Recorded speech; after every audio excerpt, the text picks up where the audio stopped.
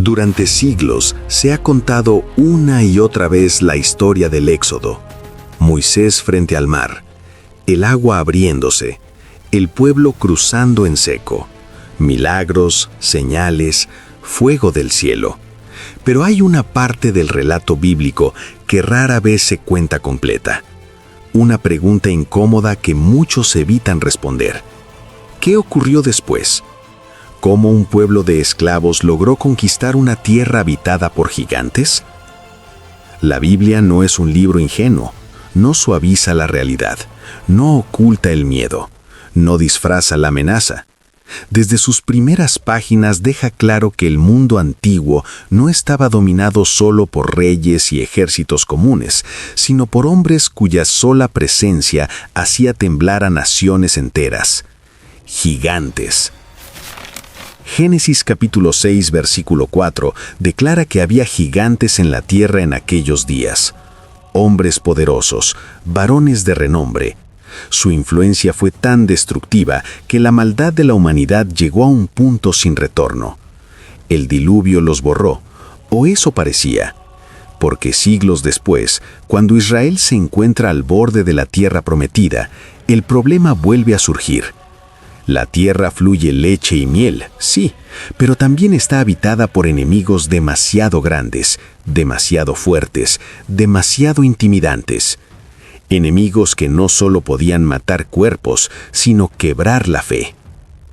El error más grande de Israel no fue ver a los gigantes, fue olvidar quién caminaba delante de ellos. Antes incluso de cruzar el Jordán, el pueblo de Dios tuvo su primer encuentro directo con uno de estos colosos. Su nombre era Og, rey de Basán. La Escritura no deja lugar a dudas sobre su naturaleza.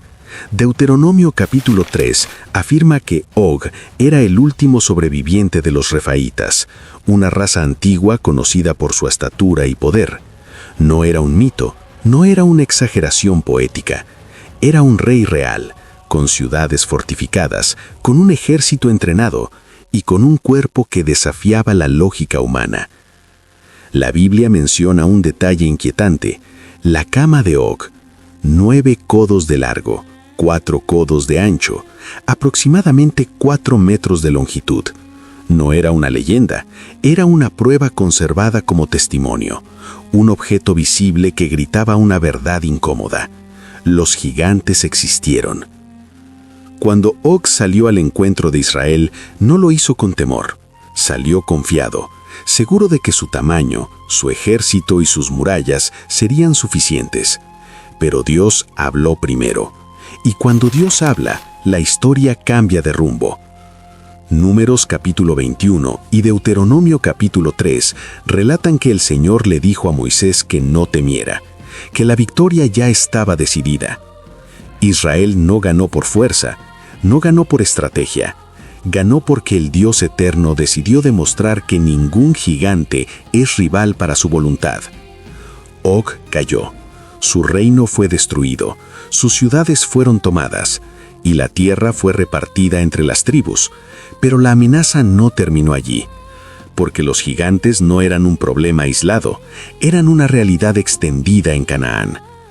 Cuando Moisés envió a los 12 espías a explorar la tierra, todo parecía prometedor al principio. Los frutos eran enormes, la tierra era fértil, la promesa de Dios era real. Pero entonces apareció el verdadero obstáculo: los habitantes. Números capítulo 13 describe el momento exacto en que el miedo se apoderó del corazón del pueblo. «Vimos gigantes allí», dijeron, «los descendientes de Anac». Y entonces pronuncian una frase que marcaría el destino de toda una generación. «Nos veíamos como saltamontes delante de ellos, y así nos veían ellos». El problema nunca fue el tamaño de los gigantes, fue la percepción de los hombres. 11 espías permitieron que el miedo hablara más fuerte que la promesa. Solo 2 se mantuvieron firmes: Caleb y Josué. 2 hombres que entendieron una verdad fundamental: la batalla nunca dependía de ellos. Caleb habló con autoridad: «Vamos ahora y tomemos la tierra». porque más allá de los muros, más allá de los cuerpos gigantescos, más allá del terror, Dios ya había hablado. Pero el pueblo no escuchó. La incredulidad fue más contagiosa que la fe. El resultado fue devastador. 40 años vagando por el desierto, una generación entera muriendo sin ver el cumplimiento de la promesa. Todo por no creer que Dios podía vencer a los gigantes. Sin embargo, el tiempo no anuló el plan divino, solo lo preparó, porque los gigantes que un día parecieron invencibles estaban destinados a caer. Dios nunca pierde el control de la historia, nunca improvisa, nunca reacciona con desesperación. Mientras Israel caminaba por el desierto, Dios estaba formando guerreros, entrenando corazones, enseñando dependencia. El desierto no fue un castigo sin sentido. Fue un taller silencioso. Mientras una generación moría, otra aprendía a escuchar la voz de Dios. Cada paso bajo el sol ardiente, cada noche bajo las estrellas, cada provisión sobrenatural de maná y agua de la roca, estaba formando algo más profundo que músculo o disciplina militar. Estaba formando fe. Cuando Moisés murió y Josué tomó el mando, el escenario cambió. El Jordán estaba delante, Canaán al otro lado, y los gigantes aún seguían allí. Dios habló con claridad. Deuteronomio capítulo 9 declara que Israel estaba a punto de enfrentar naciones más grandes y más poderosas que ellos, ciudades con murallas que parecían tocar el cielo, habitantes altos y fuertes, descendientes de los famosos anaseos, hombres cuyo nombre era sinónimo de terror. Pero la declaración clave no fue la descripción del enemigo, fue la promesa. El Señor tu Dios cruzará delante de ti como fuego devorador. Eso lo cambia todo.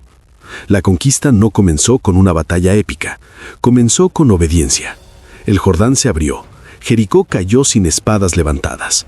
Dios estaba dejando claro un principio eterno. La victoria no depende de la fuerza humana, sino de la fidelidad divina. Sin embargo, los gigantes no vivían en las llanuras fáciles, vivían en las montañas, en las fortalezas, en los lugares donde el combate era inevitable. Josué capítulo 11 describe la fase final de la conquista. Una coalición masiva de reyes del norte se levantó contra Israel. Caballos, carros, un ejército tan numeroso como la arena del mar. Humanamente hablando, no había posibilidad de victoria. Pero Dios volvió a hablar. No temas. La estrategia fue inesperada. Inutilizar los caballos, quemar los carros, no confiar en tecnología militar, no depender de ventaja táctica, confiar solo en el Dios que ya había prometido la victoria. Y entonces ocurrió. Israel atacó por sorpresa. La coalición se desmoronó. Hazor, el centro del poder enemigo, fue destruido. Las ciudades cayeron una tras otra. El dominio de los reyes del norte terminó. Pero aún faltaba algo. El enemigo que había paralizado a Israel 40 años atrás. Los anaseos. Josué capítulo 11, versículos 21 y 22 declara que Josué destruyó a todos los descendientes de Anac en la región montañosa de Judá e Israel. Hebrón, Debir, Anab.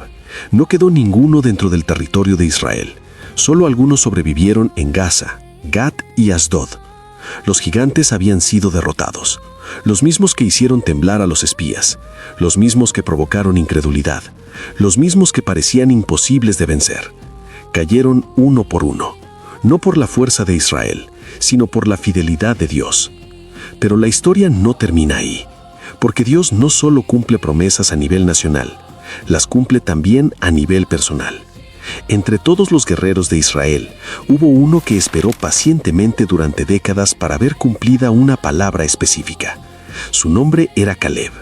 Había visto a los gigantes con sus propios ojos, había recorrido la tierra, había escuchado el miedo de los demás, y aún así creyó.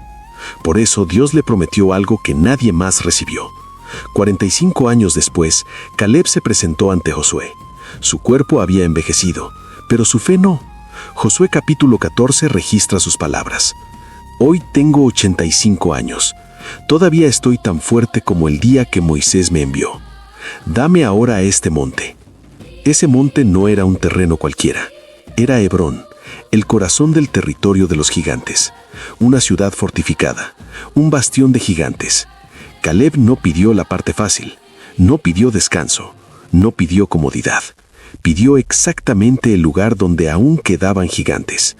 Porque la fe verdadera no evita los desafíos, los enfrenta. Josué capítulo 15 declara que Caleb expulsó a los 3 hijos de Anac, Sesai, Aimán, Talmai, nombres que representaban generaciones de terror, líderes del linaje gigante, derrotados por un hombre de 85 años que confió plenamente en Dios. Con esa victoria, el dominio de los gigantes en la tierra de Israel llegó a su fin.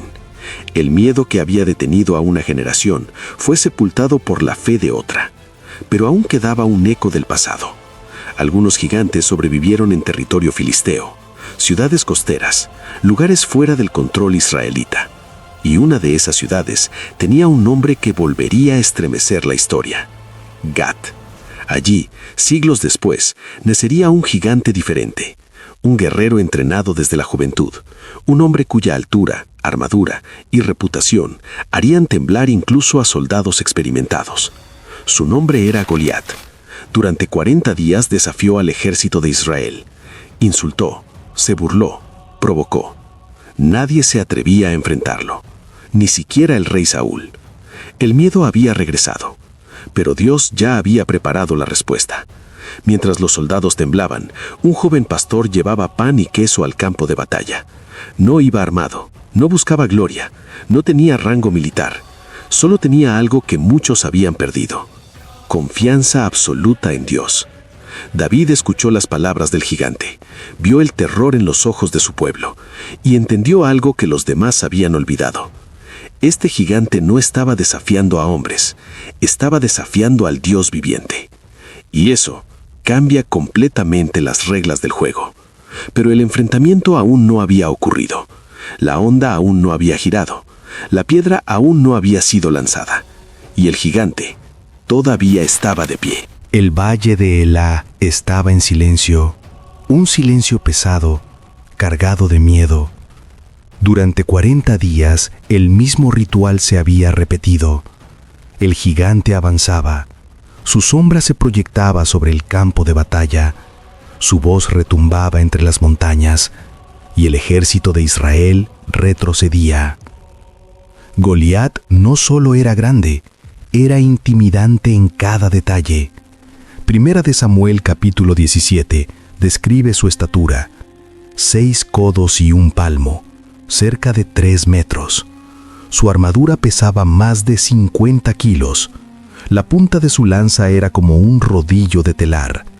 Todo en él estaba diseñado para infundir terror. Y funcionaba. Saúl, el rey ungido, se escondía. Los soldados, entrenados para la guerra, evitaban su mirada.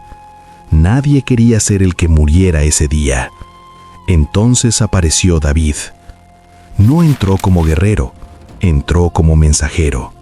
Llevaba provisiones, llevaba obediencia. Pero al escuchar el desafío del gigante, algo se encendió dentro de él. No fue ira, no fue arrogancia, fue celo por el nombre de Dios. ¿Quién es este filisteo incircunciso para desafiar a los ejércitos del Dios viviente?, preguntó.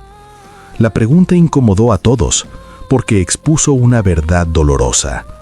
Israel había reducido el conflicto a una lucha de tamaños. David lo vio como una cuestión de autoridad espiritual. Cuando David habló con Saúl, no mencionó su fuerza, no mencionó su habilidad, mencionó su historia con Dios. Un león, un oso, ambos derrotados no por técnica, sino por la intervención divina. El mismo Dios que lo había librado antes, lo libraría ahora. Saúl intentó vestirlo con su armadura, el símbolo del poder humano, el peso de la tradición. Pero David no podía moverse. Se la quitó, no porque despreciara la guerra, sino porque entendía algo fundamental. No se puede enfrentar un gigante con armas que Dios no te ha dado. Tomó su honda, 5 piedras lisas del arroyo, no para aumentar sus probabilidades, sino como acto de fe. Cada paso hacia el gigante era una declaración silenciosa. No vengo en mi nombre. Goliat lo vio y se burló. ¿Soy yo un perro para que vengas a mí con palos? Lo maldijo por sus dioses. Estaba seguro de la victoria. Había vencido a muchos. Nunca había perdido. Pero David habló.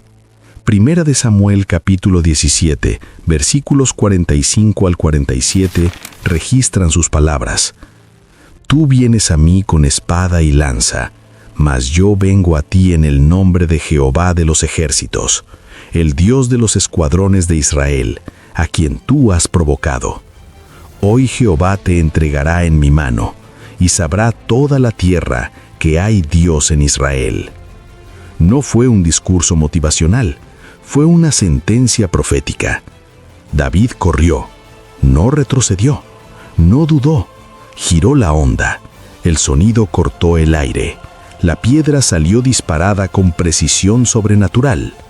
No golpeó cualquier parte, golpeó la frente, el único punto vulnerable, el lugar donde la armadura no protegía. El gigante cayó, el suelo tembló, el silencio se rompió. El invencible estaba derrotado. David no celebró, no gritó, corrió, tomó la espada del propio Goliat y cortó su cabeza, no por violencia innecesaria, sino como señal definitiva de victoria. El enemigo no se levantaría otra vez. El ejército de Israel despertó, el miedo se transformó en valentía, los filisteos huyeron, la victoria fue total. Pero este no fue solo un triunfo militar, fue una declaración espiritual. Dios no necesita ejércitos enormes, no necesita armaduras pesadas, no necesita fuerza bruta, necesita corazones dispuestos a creer. David no venció porque era valiente, venció porque entendía quién era Dios. Y sin embargo, la historia de los gigantes no terminó con Goliat. Segunda de Samuel capítulo 21 revela algo inquietante. Había más, descendientes de los gigantes, guerreros temibles, hombres nacidos para la guerra. Uno tenía 6 dedos en cada mano y 6 en cada pie, 24 en total. Otro portaba una lanza similar a la de Goliat. Los gigantes no desaparecieron de inmediato. Fueron enfrentados uno por uno, algunos por David, otros por sus hombres. La victoria fue progresiva, constante, inevitable. David entendió algo que Israel tardó generaciones en aprender. Los gigantes no se eliminan con miedo, se enfrentan con fe. Cada enemigo caído era un recordatorio. Cada batalla ganada reforzaba la verdad. El Dios que venció ayer sigue venciendo hoy. Pero hay algo más profundo. La historia de David no es solo un relato antiguo, es un patrón, un mensaje que atraviesa generaciones. Porque los gigantes cambian de forma, pero no de propósito. Siguen intimidando, siguen desafiando, siguen buscando paralizar al pueblo de Dios. El valle de Elá sigue existiendo, no como lugar físico, sino como experiencia espiritual. Un momento en el que te enfrentas a algo más grande que tú. Algo que te dice que no puedes, algo que te recuerda tus límites. La pregunta no es si verás gigantes, la pregunta es ¿cómo los verás? David los vio como oportunidades para glorificar a Dios, y esa visión lo cambió todo. Pero el impacto de esta victoria no terminó ese día. Lo que David hizo frente a Goliat desencadenó una serie de eventos que transformarían el destino de Israel para siempre. La caída de Goliat no fue el final, fue el inicio de una transformación. Cuando el gigante tocó el suelo, no solo cayó un enemigo físico, cayó una mentalidad. El pueblo de Israel descubrió que el miedo no tenía la última palabra, que la intimidación no define el resultado, que el tamaño del problema nunca supera el tamaño de Dios. David regresó del valle con la cabeza del gigante en la mano, no como trofeo personal, sino como evidencia. Evidencia de que Dios cumple lo que promete. Evidencia de que la fe activa abre caminos donde el miedo solo ve muros. Saúl lo recibió, Pero algo había cambiado. El muchacho pastor ya no era invisible. Había demostrado que la unción no depende de la apariencia, sino de la obediencia. Primera de Samuel muestra cómo, a partir de ese momento, David comenzó a crecer en influencia, en responsabilidad y en favor delante del pueblo. El gigante derrotado había marcado un antes y un después. Pero la escritura es clara. La victoria sobre un gigante no garantiza una vida sin batallas. Al contrario, muchas veces las intensifica. David enfrentó persecución, traición, huida, dolor. El mismo Saúl que lo había celebrado comenzó a temerlo. El mismo hombre que había sido librado por su valentía intentó destruirlo. Porque los gigantes externos muchas veces revelan gigantes internos: celos, orgullo, inseguridad. Aún así, David no retrocedió. No levantó su mano contra el ungido. No tomó atajos. Aprendió que vencer gigantes no es solo cuestión de fuerza, sino de carácter. Con el tiempo, David llegó al trono, y como rey, tuvo que enfrentar las consecuencias de un mundo que aún estaba marcado por antiguas amenazas. Segunda de Samuel capítulo 21 nos recuerda que todavía quedaban descendientes de gigantes. No uno, varios. Cada uno representando un desafío distinto. Cada uno con fuerza descomunal. Cada uno con la intención de destruir. Pero ahora algo era diferente. David no estaba solo. Los hombres que habían aprendido a confiar en Dios a su lado se levantaron. Abisai, Sibecai, Elhanán, guerreros que entendían que la victoria no dependía del rey, sino del Dios que los había llamado. Uno a uno, los gigantes fueron cayendo, sin discursos largos, sin espectáculo, sin miedo. La escritura declara que estos eran descendientes de los gigantes en Gat. El linaje no fue suficiente, la fuerza no fue suficiente, el pasado no lo salvó, porque cuando Dios decide cerrar un ciclo, lo cierra por completo. La historia bíblica nos deja una verdad contundente. Los gigantes no son eternos. No importa cuántas generaciones hayan intimidado, no importa cuántas veces hayan ganado antes. Cuando se enfrentan al Dios vivo, su destino está sellado. Y aquí está la clave. David no venció a los gigantes porque fuera perfecto. Falló, cayó, se equivocó, pero nunca dejó de depender de Dios. Nunca confió en su propio nombre. Nunca atribuyó la victoria a su habilidad. Eso es lo que hace la diferencia. Hoy los gigantes no llevan armadura ni espada, no miden 3 metros, pero siguen siendo reales. Miedo, ansiedad, adicciones, pecado oculto, culpa, fracaso, diagnósticos, crisis, problemas que parecen imposibles de mover. Se levantan cada mañana, gritan, se burlan, te dicen que no puedes, que no vales, que no avanzarás, que siempre será igual. Y la mayoría retrocede, pero la pregunta sigue siendo la misma que David hizo en el valle. ¿Quién es este gigante para desafiar al Dios viviente? La Biblia no presenta estas historias como entretenimiento, las presenta como revelación. Romanos declara que todo lo que fue escrito para nuestra enseñanza, para que por la paciencia y la consolación de las Escrituras tengamos esperanza. La victoria de David no es solo suya, es una invitación. No necesitas ser el más fuerte, no necesitas tener todas las respuestas, no necesitas armadura ajena. Necesitas recordar quién va delante de ti. El mismo Dios que abrió el mar, el mismo que derribó murallas, el mismo que venció a Og, el mismo que eliminó a los anaseos, el mismo que guió la piedra de David, sigue siendo el mismo hoy. Hebreos declara que Jesucristo es el mismo ayer, hoy y por los siglos. Los gigantes pueden cambiar de nombre, pero Dios no cambia. Si estás frente a uno ahora mismo, no retrocedas. No te compares, no mires el tamaño, mira la promesa. Corre a la batalla con fe. Declara con tu vida que no vienes en tu nombre, sino en el nombre del Señor de los ejércitos. Porque así como David venció a los gigantes, tú también puedes vencer los tuyos. La historia no terminó en el valle de Elá.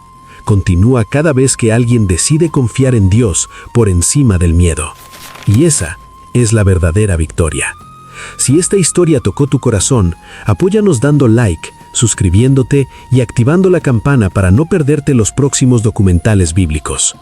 Comparte este video con alguien que hoy esté enfrentando una batalla difícil, porque tal vez esta palabra sea la piedra que necesita para vencer. Déjanos en los comentarios qué gigante estás creyendo que Dios derrotará en tu vida. Nos vemos en el próximo episodio.